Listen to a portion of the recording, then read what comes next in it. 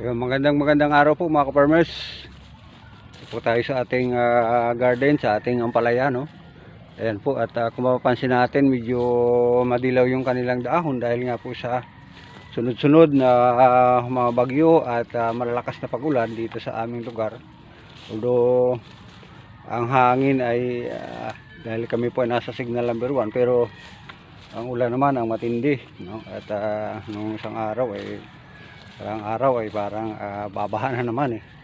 At ayan ang ating mga ampalaya, iba ay namatay. So ayan, at medyo nakaka-recover na sana, no, dahil medyo uminit na nitong mga nakarang araw, pero ay ayan, namatay. So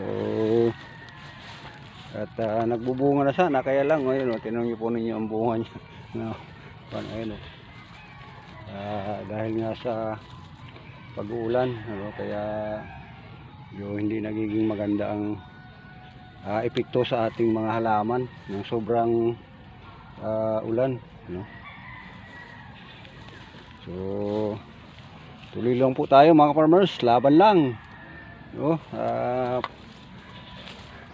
Bahala ng Diyos sa atin, sa ating mga pagtatanim sa ating mga halaman, no?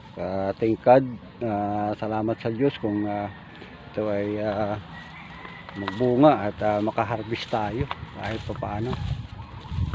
So,